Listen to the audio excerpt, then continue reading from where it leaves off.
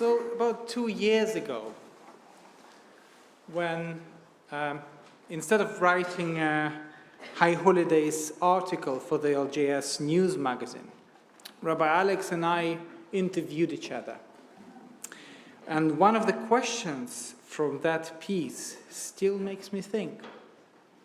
Rabbi Alex asked me, the theology of the High Holidays often seems challenging.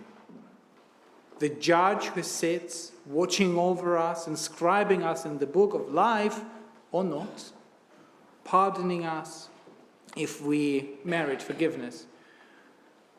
How do you interpret the theology for our congregation in the 21st century? So it is questions like this that challenge your integrity, are they? Do they? Do you believe in what you are saying in services? Do you practice what you preach? You may take, of course, classical rabbinic approach and say that wise people in the past wrote our prayers, and we must simply trust them. There must be a meaning in what we say, what have been written. But this approach, blind trust in the wisdom of past generations, can lead to positions like in the following short story that I recently learned. A man hangs a horseshoe above his door for good luck. When his friends saw it, she asked him if he truly believed it would bring him luck. And the man replied, "Oh no, I don't believe, but I've been told it works even if you don't believe in it." So do we, modern Jewish people, read prayers with the same approach? Sometimes religious leaders feel satisfied with people who think it works even if you don't believe in it. This should not be the way for us. We must not be complacent to the big questions and challenges people struggle with today. Blind trust in past wisdom or current leadership can be dangerous.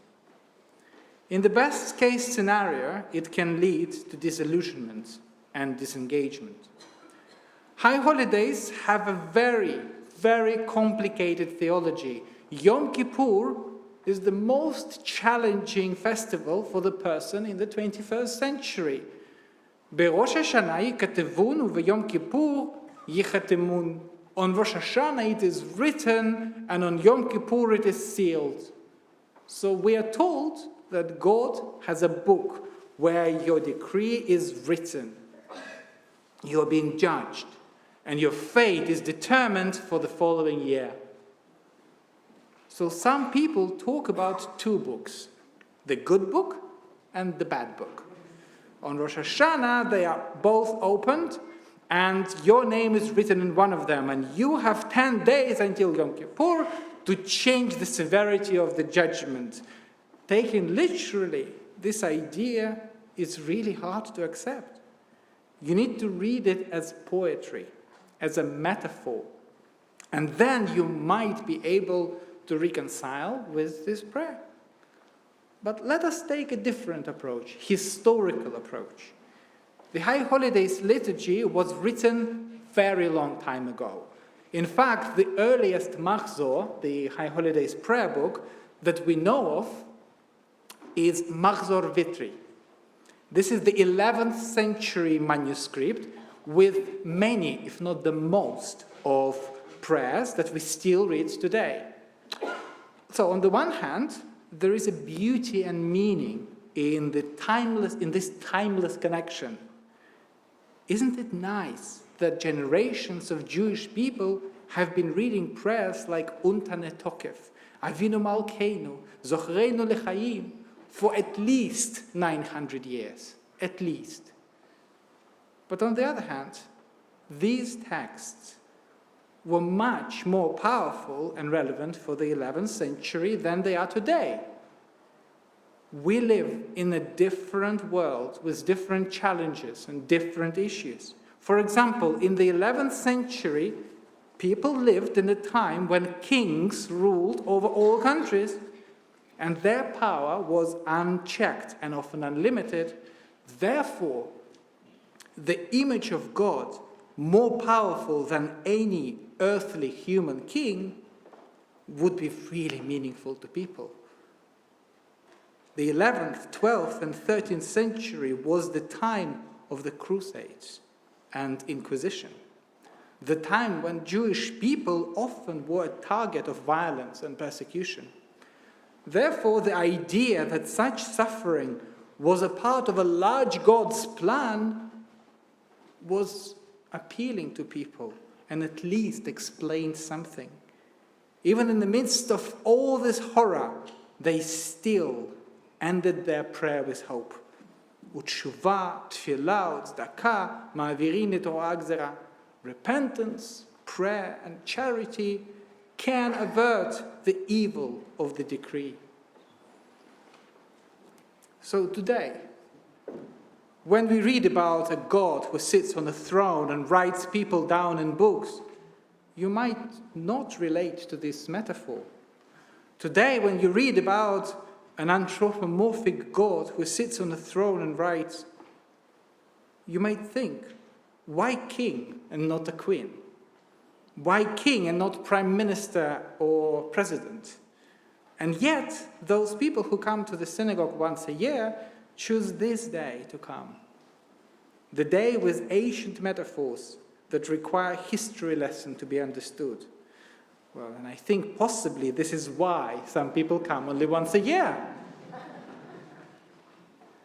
Modern Jewish liturgy should convey the key message of ancient texts, but be relevant and contemporary. So this year, I suggest a slight change. When you read God in the prayer book, replace it with me, with the word me, or my conscience. This way, when you ask for forgiveness, it's not God who needs to forgive you, but you need to try and forgive yourself. This year, when you read about God opening books of life, it will be addressed to each of us individually. Imagine having the book of life, the book of your life, where you could be honest with yourself and list everything you have without the need to pretend. This list will have and should have all your achievements, victories, happy moments, and all the people you love. This book would also need to have a list of all your regrets, all your failures, all your dark secrets, and in practice, these two lists will become an introduction to your book of life, the book of your life. And each year you will add another chapter to this journal of your life, to this book. This way, the prayer will be transformed into a simple message. Please, let me be the author of my life. Let's develop this thought a bit further. What if we, this group of people, were to write a book of life, but not for the individual, but the whole of humanity? In it, we would list many achievements in medicine, in technology, art, and other fantastic victories of the human spirit and mind. But we would also need to list many transgressions and mistakes that humanity made. What's happening too often, I think, is skipping this last part, listing our mistakes. This search of external enemies usually replaces this part. People all over the world are spending a lot of time and energy trying to find a monster who puts an obstacle to a good and happy future. Instead of focusing on the inner faults and spending time reflecting on them, we look for somebody else to blame. Immigrants, AI, social media, conspiracy theories. Instead of being honest about our shortcomings, we blame others. Instead of using our mistakes to become better, we are satisfied with the fact that many others are worse. Instead of spending energy to become better, we spend resources to hide from our mistakes. Whoever fights with monsters should be careful not to become a monster themselves. And when you gaze long into the abyss also gazes into you. This is one of the most famous quotes from German philosopher Friedrich Nietzsche. He believed that metaphorically or physically, humans are constantly fighting for their place under the sun. In this struggle, people encounter various monsters, evil, suffering, lies, weaknesses, wars, etc. However, you might become one of them if you're not careful. Nietzsche warned that one shouldn't succumb to the temptation of revenge and hatred towards one's enemies or monsters, but should strive for a superhuman ideal, even if you understand, and most of us do, that this ideal is unachievable. Pursuing it still holds value. So Nietzsche also spoke about how people must be willing to look into the abyss. I think that by this he meant that into their consciousness, look into their consciousness at some conscious depth, where their personality's darkest and most fearful aspects reside. It is important to know that the abyss also looking back at you, exerting a reverse influence that affects your behavior and choices. So learning about your dark side means that you should embrace your nature, not fear your instincts and desires, but use them not to harm yourself and others. One must try to turn them into the tools to do something good. So over the last year, I took a project of interviewing people involved in the war in Ukraine.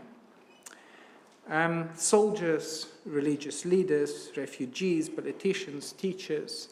So for those of you who don't know, I have family both in Russia and in Ukraine, and I've been involved in some work in helping refugees. So maybe one day it will become a book, but it doesn't matter now. So for now, I would like to reflect on one of the themes many Ukrainians shared or spoke to me about: the dark side of human nature. When the war came to their home, many people, many Ukrainians realized that violence and evil are natural for all of us, for all humans. Many Ukrainians started to hate and wish the death of their enemy. So we are all human. All of us have both good and bad sides, blessings and curses, the ability to give life and the ability to take life. When darkness comes to your house, to your home, there is a temptation to give up and give way to the dark side of your nature. So after speaking with some of the people who just came from war, I think that an important condition of human existence is to struggle with their dark nature. Try to overcome it. It is to try to remain a person, more than just an animal part of being human. In this sense, God embodies and symbolizes the human ability to overcome your dark side. The fact that the dark side exists in all of us doesn't mean one should surrender to it. So in Judaism, there is a principle called tzimtzum, an idea that suggests God has contracted or diminished themselves to make room for the creation of the world and existence of other beings.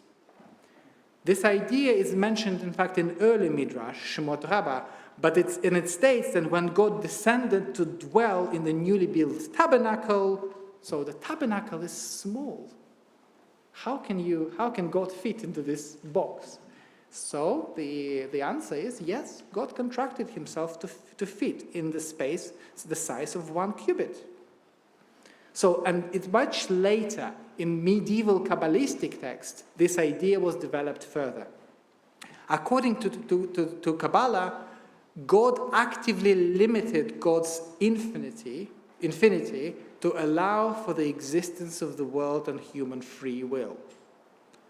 So, in other words, according to this concept, humanity gained freedom of choice, but God's active presence in human life was diminished in exchange. It's impossible to live in a world where God controls everything and for people to choose their destiny. Therefore, the main question we should ask is not why does God allow war, injustice, and bloodshed, but why does humanity allow wars, injustice, and bloodshed? So in 1971, Professor Philip Zimbardo conducted an experiment. 24 volunteers were divided into 2 groups, prisoners and guards. They were supposed to live in a specially equipped university basement for 2 weeks, following their rules and their assigned roles. You're a prisoner, you're a guard. So the guards were granted the authority to punish the prisoners, including the use of electric shocks.